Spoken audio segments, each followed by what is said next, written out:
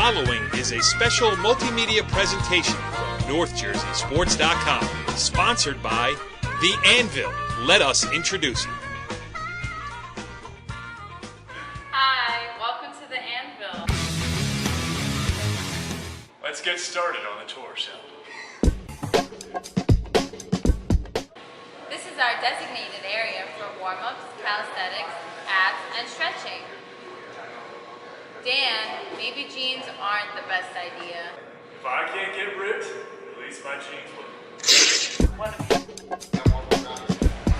We have 60 by 100 feet of turf area for you to practice with your team or play with your friends. We have parties and field rentals. We can do basketball, baseball, softball, hockey, lacrosse, or the age-old gym favorite, dodgeball.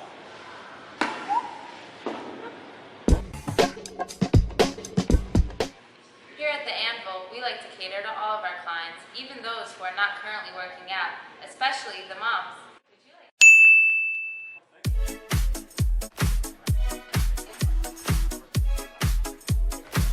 Enjoy. Thank you.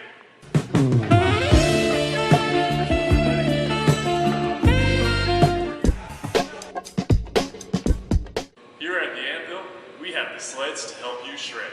Isn't that right, Tyler?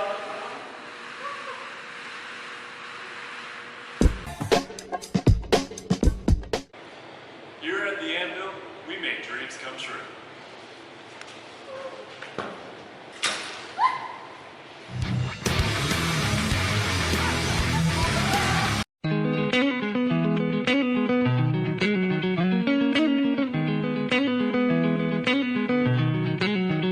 Back on the football show, NorthJerseySports.com's original multimedia series talking all things football across North Jersey. This is Season 7, Episode 9. It is all on the table now. I am Corey Doviak, being joined by my illustrious panel of North Jersey football insiders, starting with the venerable one. He is James Avatabile. What's going on, Jimmy? Hey, Cor, how's everything going? Everything is great as we head for the home stretch here. You got to be getting excited. Yeah, it's again, we say it every week, but, you say to yourself, we're 3 or 4 weeks from it being over. It's just amazing. I know. Hasn't even gotten cold yet. I mean, what's going on here? And the other member of our panel here, a man who even tweets JV scores. He is the head Husky. He is Brian Carr. What's going on, Bri? Season's going really well. Some great football. We got to see the NJIC semi. And, got a little road trip in there. So, it's a good time of year. We're getting into that really good time of year with the playoffs coming up. So the NJIC opens it up for us and gets us into that mode. And this week we have the final coming up. So it's a good time. But you glossed right over the fact that you were tweeting NJIC scores. I mean, JV football scores. You do. JV, yeah. I saw some talent down there. It's good. This is the future. The future. If you don't have a JV program, then you may not have a program next year. So I counted them up. I saw Dumont had 20 kids between sophomores and freshmen. So we're at least looking towards the future there. And I saw a freshman quarterback and throw the ball down the field. So, hey, it's good to see. And the Huskies are doing, they're fair. They got to win this week. But, what else can you do? Get outside. You got to get outside. Yes. We were stuck inside all day Sunday in the rain here. So, I was getting a little antsy. You call it research. Others call it JV football. All right, let's talk about well, here's the thing. This week on the show, we're going to be NJIC heavy as we head into the final. You guys were both at the one semifinal where Lyndhurst won to earn a spot in the championship game, and we are going to play some audio. We have interviews sent in by the great Brian Carr from John Rodriguez and Peter Partila, and also our guest on this edition of the football show will be none other than Lyndhurst head coach Richie Tuero. So Golden Bears all over the place tonight. We're going to get to that shortly. But let's leave that on the back burner for now, and let's start with the other NJIC semifinal where our guy J.C. Baumüller was. From nearest I could tell, he was the only media guy in attendance. I didn't see coverage anywhere else. Park Ridge scores 2 touchdowns, 2 two-point conversions with about 5 minutes, inside the final 5 or 6 minutes of the game, and they pull out a 29-28 victory over Cresskill to earn the spot opposite Lyndhurst. It will be Park Ridge at Lyndhurst this Friday night for all the NJIC marbles. And Jimmy, once again, Vinny Pinto, leading the Owls to victory, this time in fantastic fashion. Yeah, Corey, you mentioned Park Ridge. They were the one holdover from last year's semifinals. An experienced football team led by Vinny Pinto. And, they were down 28-13, as you mentioned, late in the fourth quarter. Under 6 minutes, they scored 2 touchdowns. They convert 2 two-point conversions, which, the odds of that aren't in your favor most of the time. And they come out with a 29-28 win. And, we'll see them down at Lyndhurst Friday night. Should be an outstanding game. Bri, it's been fun every year of this NJIC playoffs, and this year no different. Now, Park Ridge getting a shot in the finals, Lyndhurst getting a shot in the finals, so it's going to be a new champion this year, and that's good news. Yes. The other guy to mention up at Park Ridge that helped the team besides Vinny Pinto was Justin Wagner. Justin had 4 touchdowns. So he caught 2, and he really caught 3 passes for touchdowns, and he ran for 1. So, and they were long ones, too. Nothing short. Average about 50 yards per each one of those 3 touchdown catches and get an 18-yarder. So, it's not just one guy. And, yeah, you need more than one guy to help the team. And there's a couple. Daniel Kim, I know, on defense is really stepping it up. So they're doing really well up there in Park Ridge. And Tom Curry, like Jimmy said, back in from last year. And, they continue to, you're seeing that with both of these teams.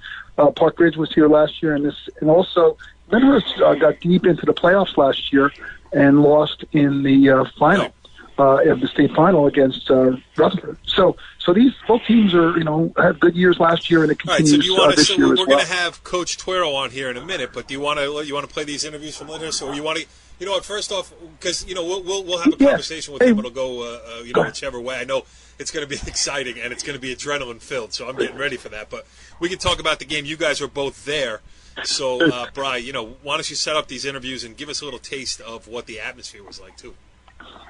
A good football atmosphere in Lyndhurst.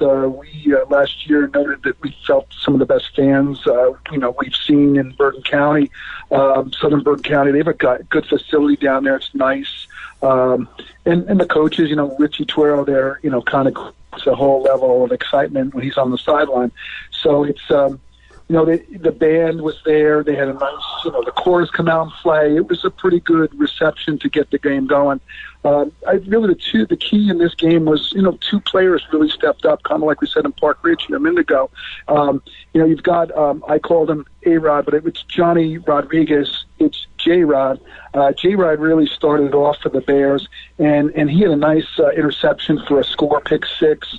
So he really started off, and he was able to also get 2 touchdown catches, which were the only 2 passes that they had in the game.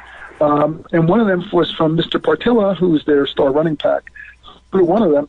And so we have an interview there, Corey, with Johnny Rodriguez. He's not a big talker, but he's, we're getting him out of his shell. Brian Carr's interview with John Rodriguez. Talk about the game. What happened? What do you think? How do you feel? It was a good win for us. We had a lot of people doubting, and we just had to come out and show everyone what we got. Right. You had a couple big plays.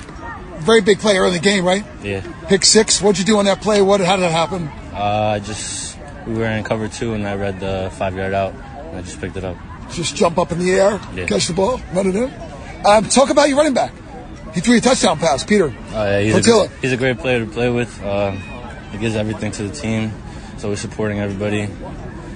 He's a good captain, and anything he needs, I'm here for. All right, talk about what it means for Lyndhurst, the Bears, to be in the final here, NJIC final. It feels good.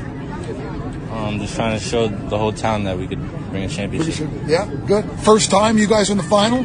First time here in 4 years, so should be good. Yeah. All right, look forward to it. Good luck. We'll see you next week. All right, Brian, good job there. And then set up Mr. Partilla for us, who we have. I think Peter Partilla might be the most tweeted about North Jersey football figure of the last 2 years. I mean, he's obviously a favorite. Right. Well, when you have the stats that he has, he is leading the state in rushing. A good Warwick team held him down below his average. He was averaging going into the game 200 yards a carry, and he was averaging 9.6 yards a rush. That's almost the first down every time he carries the football.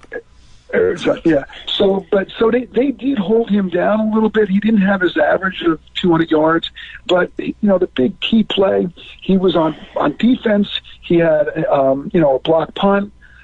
He tipped the ball early in the game as well on a key play. It was a 4th down play. He tipped the ball, and they ended up got the ball back, and it was. At the time, Warwick was deep in their end of the field. So Peter is all over the field, between tackling and his running. The big play, I think, was his big. It was an 87-yard touchdown. A few plays later, I mean, Lyndhurst, was, they had, but I'm saying Warwick was, had him on the defense, who was ready to possibly score. And a couple plays later, here he is, runs for a touchdown. And that broke the game open. It had been tied 7-7, made it 14-7. I think that was a key play that really set the tone. And then the second half, they really took off in the second half at Lyndhurst. But it was 14-7 halftime. And then going in the second half, all of a sudden, Peter stepped up, and they blocked 2 punts in a row in the second half. Jimmy was there; he saw it. But they blocked one. Warwick was able to recover it because one of the Lyndhurst guys cut the ball when it was across the line of scrimmage. Then the next time they stopped him again, 3 plays and out, and then Peter Partilla blocked it, and Mr. Alvarez recovered the fumble, took it in for a touchdown. So that was it, pretty much there. That they were rolling, really stepped up for Lyndhurst in the second half and shut them down. So it was a well played game for Lyndhurst against a good Warwick team, which people had mentioned in the know. I heard it from coaches, said Warwick Midland Park was the team to beat. And that came, and I questioned the coach after that. I said, "Hey, coach, you told me. I guess, he didn't realize what Lyndhurst was like." And Jimmy, I don't know. Your thoughts? Let's first play this interview here that we got here with Peter Partilla. Here we go. Peter Partilla after the game. Brian Carr here, North Jersey Sports here in Lyndhurst after NJIC semifinal win for Lyndhurst, 33-7 over Warwick. We have Peter Partilla, and we will have A-Rod. The 86. I mean, I saw like a little hole. My lineman blocked great. My receivers blocked great. Made some cuts, and I was out. Yeah, it looked like you had to make one dodge over, I guess, on the one side to cut it back up the middle. Yeah. And then that seemed to really change the game a lot. I mean, all of a sudden they were vulnerable. This is a defense that doesn't give up a lot of points. They've given up 3 touchdowns all year. Your offense scored 3 touchdowns today. We knew that they gave up what they give up, 20, 31, 3 touchdowns. Yeah, 3 touchdowns. So we want to come in here saying we're going to put up more than 3 touchdowns in this game. I mean, this was your first playoff game this year, right? I mean, so when you look at it, I mean, was there anything different about this week? We treat every week like it's a playoff game, pretty much. Every game, from game 1 to now. Congratulations. Hey, thank you. Nice job. Hey, Peter, Brian Carr, North Jersey Sports. We follow each other on Twitter and stuff like that. We were here last year. So last year, you made it to this. You didn't make the semis, right? You didn't make the semis last year. So what does it feel? What does it feel this year to make the semi? This is the 4th year. It took 4 years for you guys to get here. Hey, it's an amazing feeling. We got our town behind our back. Our town's coming together. It's a great feeling. I've never had a feeling like this before in football. Right. So you really had a lot of impact in the game. So this is what I remember. So there was a kickoff return. Not a kickoff, I'm sorry. The big touchdown. That was a game-winning touchdown. Your 87, 85-yard touchdown. So that was the big play. Talk about that play, and then we'll come talk about some other things. Our line blocked great. Receivers blocked great. I saw there was 2 corners over pursuing, so I made some cuts, and I was out. Right. Talk about your touchdown pass. Is that your first in high school? Or? Nah, I have one every year usually. Every one? I guess this is my. I saw my boy John. I saw him out on the route, and I just laid it out for him. Yeah, it was a perfect pass. Yeah. It was pretty good, huh? Like back at QP. You want to do that. It's more. So also another big play later in the game. Big play, you blocked the punt, right? Yeah. Yeah, and that turned into a touchdown. Alvarez, right? Alvarez scored that? Yeah. So how'd that feel doing that as well? I mean, the first one I blocked too. And I knew they weren't going to block me, so I was just going to come out with just block the kick. I knew I was going to block it. I didn't let nobody stop me. Right. So now finals is going to be here as well. Mm-hmm. Next Friday night, the finals, NJIC finals, be your first time you guys in the final, first time here as well. How's that feel to be here at home? That feels better than. I mean, I can't compare a feeling like this right now, but I'm assuming it's going to be a great time, and I know we're going to come out and play like how we did this week. Let's talk about this. There's 4 boys here, 4 young guys, yep. 1 older guy. Talk about what it means to impress these younger guys to want to play football like you. I mean, I love it, man. Shit, I love this. I love everything in this whole community because it seems like everybody has my back. Everybody's around me, so I love it. Good. All right, we'll see. Okay, Brian, good stuff there. And now let's hand it over to Jimmy, and then we'll get to Coach Tuero. But Jimmy, your thoughts, Lyndhurst against what Brian Carr thought was Waldwick Midland Park the favorite. Waldwick had been running roughshod offensively over, most of their opponents, and I think the Lyndhurst defense did an outstanding job at putting them in 2nd and long and 3rd and long situations, which probably isn't Waldwick's strong suit. They're not a great passing team. They're a very good running team. But I think the key to the game is, Lyndhurst scored a touchdown on offense, obviously, on defense, and on special teams. And when you could do that, the odds of winning a football game when you're able to score, on all 3 ends, has to be, 90-something percent. But, I think obviously Peter Pertilla, outstanding running back, their offense, J-Rod, the receiver, very athletic. But, I was very impressed with their defense. Very aggressive, hard-hitting, running to the football. And, Lyndhurst might be peaking right now at the right time of the season. All right, boys. Well, we'll keep the NJIC championship flavor conversation moving here as we switch directions and bring in our guest this week on this episode of the Football Show. He is the head coach of the Lyndhurst Golden Bears. He is Richie Tuero, and he joins us on the Anvil Performance Hotline. Coach, thanks for joining us here on the Football Show.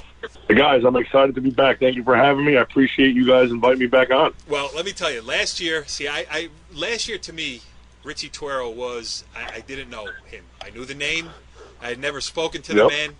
But then we did that interview last year, Coach, and I was ready to put my head through the wall. I was so excited. Let's go, baby. Yeah. So tonight, I am sitting here, and maybe I will release a photo later. I have a football helmet on.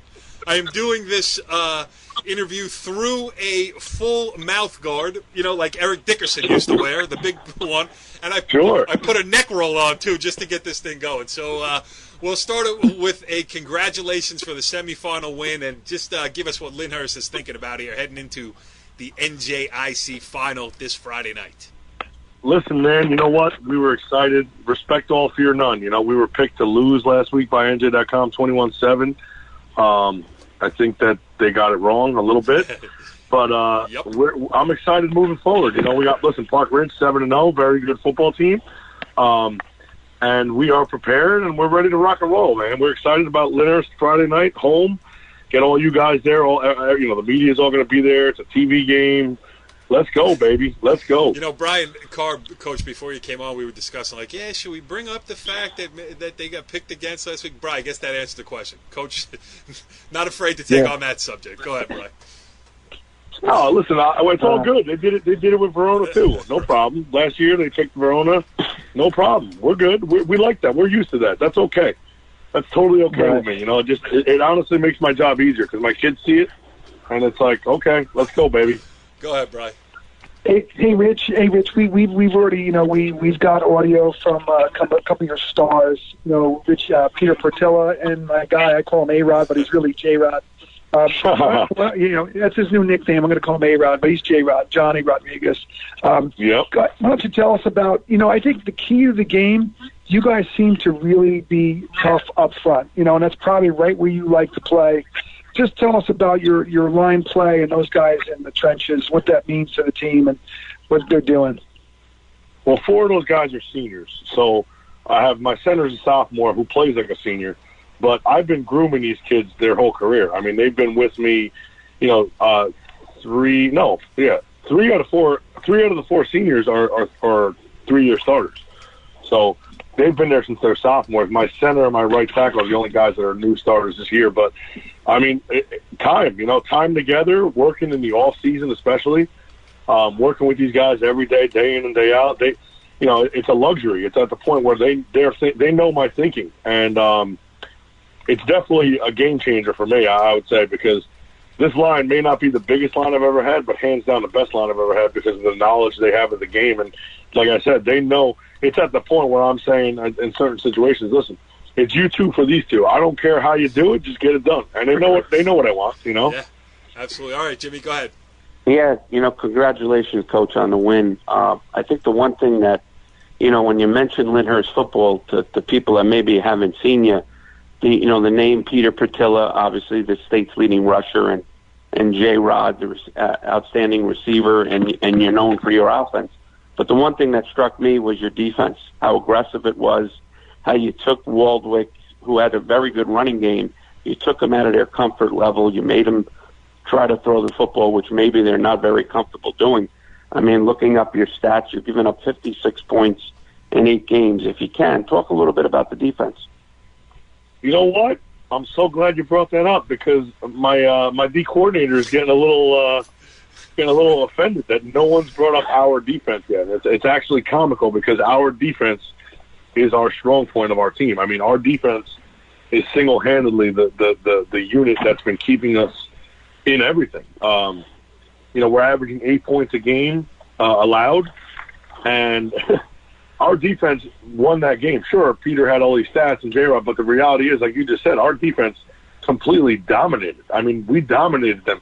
Their tailback, that Grigsby kid, he had 6 yards in the second half. That's a wing T offense. You know what I'm saying? I'm not tooting our own horn, but the reality is my D coordinator and my defensive players, they deserve the credit themselves because let me tell you something. In plain English, they kicked their butts. We beat them up. Defensively, who is your defensive coordinator, just so we can make sure we get the name out there? Joe Castagnetti, one of my best friends, he was a former head coach here at Lyndhurst. He was my O-line coach growing up. He's my guy. He's there's no better. I don't care what anybody says. There ain't no better D coordinator around. That guy works his butt off. He's got everybody figured out, and it makes my job so much easier having a guy like him on my staff. And now moving forward here, Park Ridge presents, a different kind of challenge. Waldwick Midland Park with the wing T, going to try to control the clock. Park Ridge with the explosive quarterback, dual threat quarterback, can run and can pass it, and Vinny Pinto. I mean, obviously, the great thing about NJIC football is that everybody within the league knows everybody else. Especially, at this point of the season, there are no more secrets. Sure. Everybody knows who's good. Everybody knows what the matchups are and everything else. It's going to come down to, as you said before, head on head. And what do you got to do to try to slow down Park Ridge? I mean, what are the keys to, trying to keep Mr. Pinto from running wild on you? Well, that's what it all comes down to. We have to control the game there, and we have to take away the passes so that he's forced to try to run, and that's what it is. The kid's a great player. He's dynamic. He makes plays. They have a couple other kids that are really good players, but the goal is to slow them down and get to the quarterback, and we go from there. Force them to make mistakes. Hey, Coach. We've had a little theme going this year, a little bit with talking about what it means with some special people that are part of the program. Up at Old Tappan, they have Coach Dunn's son, who's with the team. We have up in Park Ridge, they got Matty Ice up there. I met Tyler last week. Talk about Tyler, your manager, and what he means to your program to be part of you guys. Well, I'm going to go ahead and say, I'm definitely going to talk about Tyler. I'm going to talk about others too, but our team and our community, our program, what we do for these kids is, I mean, second to none. It's unbelievable. And, you know, everyone wants to say it's me, but you know what? It's not me. It's the whole community. It's the whole entire team, the town. We embrace these guys, and it's great stuff. Now, Tyler's special not only because he started this. You know, I met Tyler 6 years ago, actually, and his mother and his grandmother and his father. I mean, amazing people. His sister, Bella. Tyler means so much to us because he started this whole thing and this whole connection with our special angels and everything else. We also have AJ on our, as a manager this year. I'm not sure if you saw AJ on the sideline helping with the waters. It means the world. You know, I can't tell you how much I enjoy our special angel game because we get to see all of our special angels that we partner with and get to watch them. Watch how they look at our kids and watching my kids react with them. And when I say my kids, I mean my players. My girls are my daughters. But anyway. But I'm sure they too. Them too. I'm sure they're a big part of it too. No doubt. But let me tell you, the best part for me is knowing how much effect this has on my players, my boys. They are learning how to include and how, you know, everyone's different, but it doesn't matter. You still respect them. You give them what they want. There's nothing there. That's what it's all about right there, man. Like, you know what? The wins are great. Everything's great. But teaching these guys life and teaching them how to deal with real life situations and real life people that have feelings and emotions, but maybe can't express them the same way as you and me. There's nothing better. And that's as real as it gets. I mean, there's really nothing better. Tyler Baniels, it means so much to me in our program, my family. It's there's no words, you know. It's unbelievable. Yeah, no, it's great. I love it. A lot more stories like that are popping up around North Jersey. Maybe we're all a little bit more sensitive to it. I hope that's the reason. You know, no, I mean, I also hope that there's just more of them. You know, and the connection. You know, which is going to lead me into my next question because, you know, to me, as like the founder of NorthJerseySports.com, and you know, just a guy who loves high school sports, I feel like in some instances that we're getting away from what high school sports are supposed to do for a community. There's supposed to be the tie that binds. I mean, you're obviously doing with your special angels and those type of things, but then you get to look at the playoff system. And, you know, before we came on the air, I said, Coach, you know, who do you think you're going to play? Like, I got no idea. I don't even know who's in my section. So we're moving into this thing where, you know, it's getting away from local. Now, the NJIC is doing a great job, as I mentioned earlier, of keeping it, and the NJSIA is doing a horrible job, in my opinion, those are my words, of pulling it apart and making it, you know, forgetting what high school sports is supposed to be, which is local interest. I mean, that's what it is, you know. So how do you feel, you know, obviously you're going to play the NJIC final, you know who your opponent is there, less so certainty when we're talking about state playoffs that get underway next week. I mean, just your thoughts on the new system of northing and snaking and all these other things where we don't know who's in what section. As the coach of the Lyndhurst Bears, how do you feel? You know, being a part of that committee, the United Committee, I was there to hear a lot of the things and a lot of the arguments that went on. You know, it's tough. You know, is it aggravating? Is it frustrating? Of course it is. You know, I still don't get it. But I don't want to say it's right or wrong. Who knows? You know, we got to give it a chance, see how it works out. I know. I will say this. I will say that I truly believe the powers to be have all good in mind. I don't think they're trying to hurt anyone. I think that the goal is to get the best teams in the playoffs. I truly believe that in my heart from listening to everything that's going on. But I'm not going to say if it's right or wrong. Do I love it? I don't love it. Because especially knowing that, you know, we're still behind Verona in the UPR, but we had the most power points in Group 2. So it's frustrating, sure. But at the end of the day, you know what? You know, I'll give you a perfect example. You know, we played Secaucus this year, and it was 27-0. And our spread was 26.5 for whatever reason. That's what it was, you know, the spread of the PowerPoint stuff. And I was so enamored on covering the spread so we had max points that it was almost affecting who I put in the game. And one of my coaches said, Rich, this is not you, dude. You don't care about this. You care about the kids. And I said, you know what? You're right. Forget the damn spread. Put whoever we got to get in. Get our kids in the game. You're absolutely right. And I said, guys, you know what? We don't have to cover any spreads. You go, you know, you're going to be the 1 seed. Or you know, whatever. You'll play the one in Giant Stadium. So it's tough. It'll be fun. Right. It's tough. You know, we got to do what we got to do. We win our games, and that's what it is. Is it perfect? I don't think so, but will it get changed again? I'm sure, and we'll go from there. There's nothing we can really say or do. We just got to go with the punches and keep on going, man. That's what it comes down to. Towards, from the coaching fraternity towards, trying to maybe step back from the ledge of trying to get down to one state. We were talking about it last week on the show. Let's be honest. The state champion is whoever wins non-public Group 4. I mean, so we're not playing down. Sure. Right. Agree. I don't think it's a step. Yeah, I don't think it's a step back. I think it's a step forward. I think that's what they're still trying to do. I think they want to have overall group champions. That's what I think the ultimate goal is. Now, that wasn't necessarily said, but I think that's that's where we're headed. I mean, look at the way it's going now. Now we got the North 2 versus North, whatever. We'll see. But I think that's the goal. I don't know if they can really extend it anymore unless we start the season in early August. But, I think that's the ultimate goal. But who knows if it'll actually happen. Player safety. Here's 3 more games. Jimmy, go ahead. No doubt. Yeah, Coach. I think another thing that impressed me was your special teams. Obviously, the other day you blocked 2 punts, one you scoop and score for a touchdown, and a tremendous weapon you have is your field goal kicker and your kickoff kicker. I mean, obviously, he's done a great job against Walden Midland Park about pinning people deep and letting your coverage get down and making teams, drive the field, go 80, 85 yards against you. That's another tremendous weapon. And if you could just talk about that a little bit. Oh, absolutely. We have a new special teams coordinator this year. He came over from Caldwell. He's not a new guy to us. Joe Vistola. He was it's actually funny. Talk about history. He was my freshman football coach at Lyndhurst High School. He coached for years here under Chizzy Buno. But now he's actually a volunteer for me because he's a principal.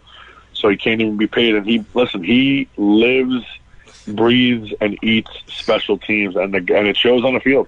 The guy has completely revamped our specials, and like you just said, everything you just said is real. And all the credit really goes to him and the kid and to what he's saying. And he's all over it, man. He is, almost too much. Right? I got to tell him to calm down a little bit, but he's all over it. It's so great. And you know what, though, in small school football, special teams, if you have a kicker or a punter or, even a return guy, that makes such a huge difference. I mean, how many times when games get tight and, the teams are so evenly matched here as we move down the stretch of the season. I mean, 1, 2, or 3 points make, a huge difference, obviously. No doubt. And especially in a small school when everybody doesn't have it. So, that's the thing. Brian, you got one more for the coach before we let him out of here? Hey, one more. Yeah, one more, Coach. Hey, just talk about it, what it means, with your wife, behind the scenes with your 2 girls, and what it means to have her there. You were high school sweethearts as well, right? So just talk about your wife. Oh yeah, she was a St. Mary's Gale, and I went over and took her from those St. Mary's guys. But anyway, Coach, the reality.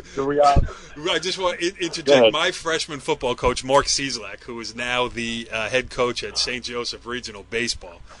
I went to Powell Park, and we used to play Leonia. That was the Thanksgiving Day rivalry. And he used to tell us, you guys, you hang out at the Banner Deli, and if you lose to Leonia, next thing you know, they're walking up to Donna's Pizza, they're stealing your girlfriend, they're taking her back across the border. So those stories are true. You actually did that. Oh, I did it. It happened. All right. Sorry, continue. But yeah, to explain that, I mean, Brian, you nailed it on the head. I am, and this is no fluff. I'm the luckiest guy in the world. My wife is the most supportive human being on the planet. Lets me get away with whatever I got to do. When it's football, she is the epitome of support. I mean, there is nobody. I don't care. There's nobody that has as much. I'll give you, but more support than I got to my girls. There's no shot. I mean, my daughters. Sophia, my older daughter's only 7, but she's starting to feel it and realize that Daddy's not home at all. I say all the time, but at all, really. But let me tell you, my wife is the best friend, the greatest thing that ever happened to me. And without her, I would not have anywhere near the success I have. I say it to her all the time. This is all you, babe, because the reality is this. She has given me the keys to the Ferrari, and now I just got to drive it. But her support is second to none. It's unbelievable. So I'm glad you brought that Coach, up. you also have your brother on the staff too, right? You have your brother on the staff as well? Yes, sir. My brother's there. My dad's on the sideline. He just comes around. He doesn't really know. My dad's a Cuban immigrant. He knows the game, but he's not. He's not a coach. But I got my dad. I got my brother. I'm all about family, man. Yeah, my brother's there. He's the best. All about Who's family, the guy baby. who officiated at your wedding? What is he, the special? Does he have a role on this team too? I mean, it seems like every member's got something to do with Lyndhurst. 700 people in the stands, and Richie Tuero has a personal relationship with all of them. It's great. I love it. Yeah. Who'd you pay off to, Richie? They said happy birthday to you at least 10 times at the game. What's that all about?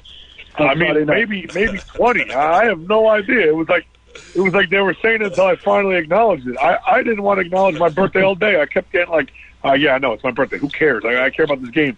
So finally, when I knew the game was in our hands, I don't know if you saw me stand up and acknowledge the crowd because it was like, how many times are they going to wish me a happy birthday in this game, dude? Oh, it was funny. Jimmy, it was funny. Jimmy, you have the final word.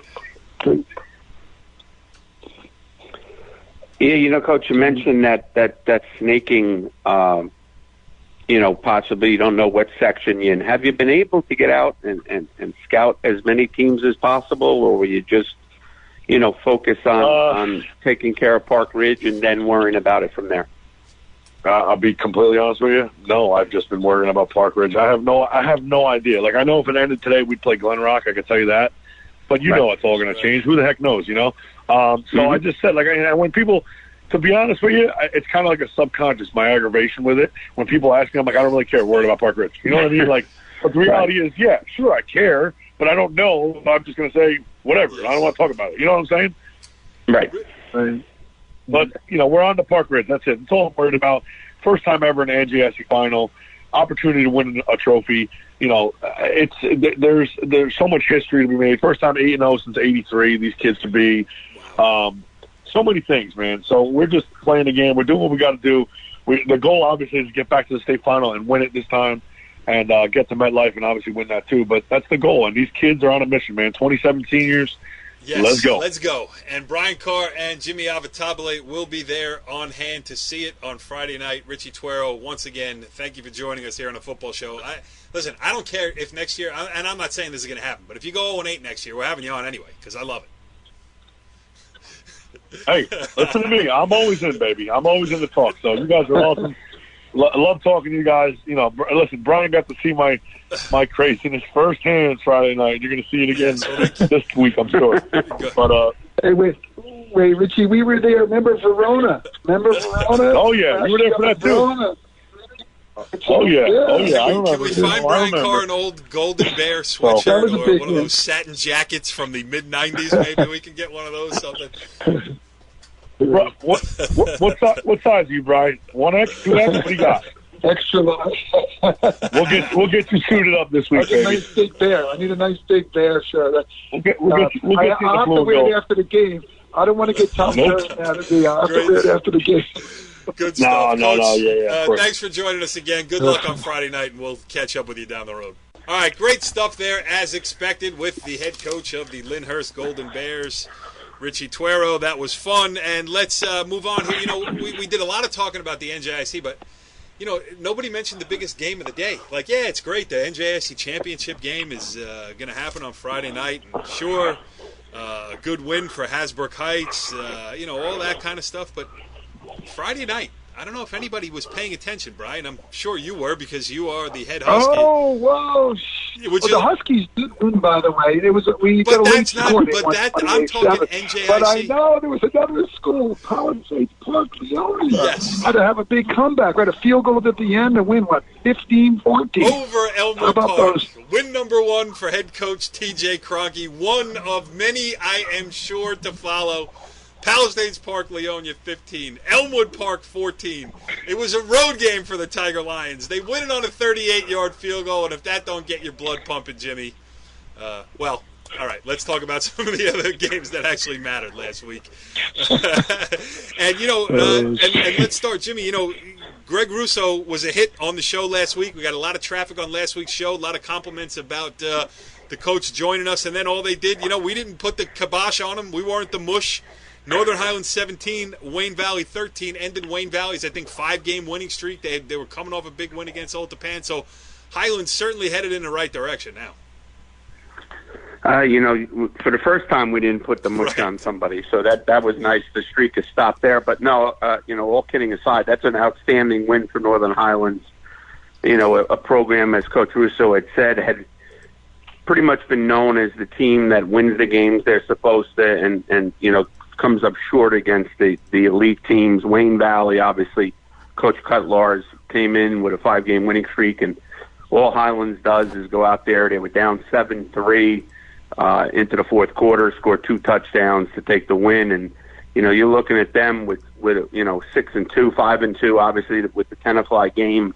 We don't know what's going to happen with that, but right now they're sitting in second place in that section, and that's a big win that could carry them down the line. Yeah, and talking about Tenafly, if they do face Tenafly this week, they'll be facing a Tenafly team coming off a big win over Indian Hills this past weekend, Brian. We got to keep them. We got to keep them healthy for Thanksgiving, right? I know. It's a good, it's good for the kids. They need to have a winning streak. You have to have a win. That's what it's all about. That brings the other kids back. So hopefully that spurs them on to the bigger and better things. But hey, in that same group, in that Group 3 bracket, our Ramapo, the Raiders up there continue to roll and went on to their 21st consecutive win there. We've been talking about him, Charles DePrima. He was out, got hurt last week, and then just stepped right in, and we've just gotten those guys rolling. He's threw the 4 touchdowns. 4 touchdowns through like 3 different receivers.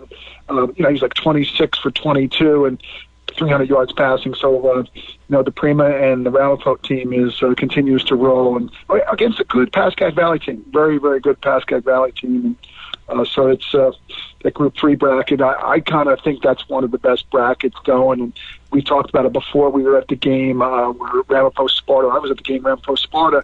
Sparta's right behind them, second place in that group, 7-1. Their only loss is to Ramapo. And then Riverdale, we'll probably see Riverdale again. Riverdale picked up and had a big win over Paramus.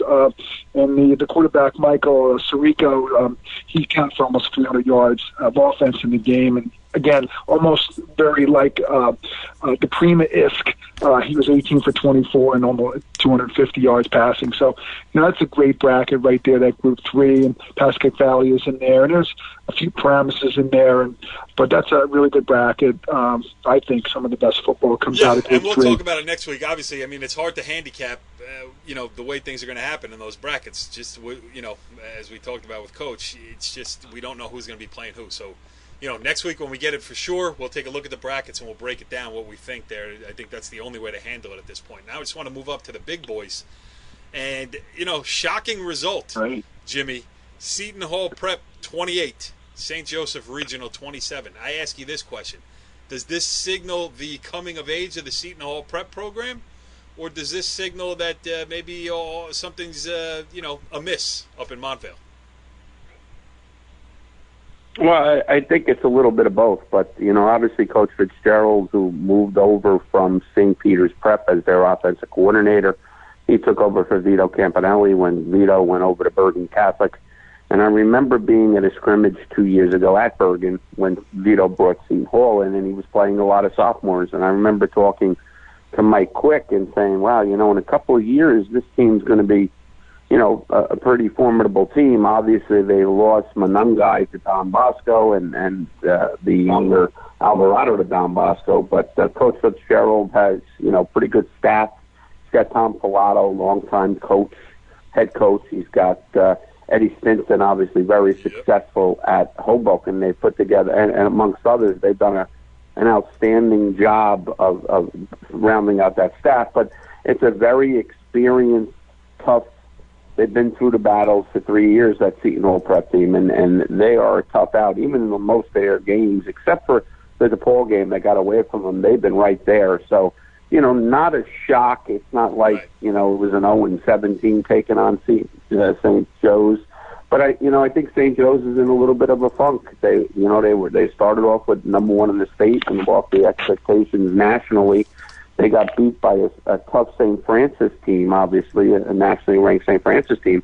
But since then, they just don't seem to be hitting. You know, they struggled with Paramus Catholic, and then they go and lose to Don Bosco, and now they lose to Seton Hall Prep, and all they have is traveling down to Caven Point this Saturday night. So, you know, they better get the train back on track in a hurry, or you know, it could be a very short playoff season up at St. Joseph Mountfield. You know, the PowerPoints in non-public Group 4. I mean, it's, you look at it, St. Peter's Prep number 1, Seton Hall Prep number 2.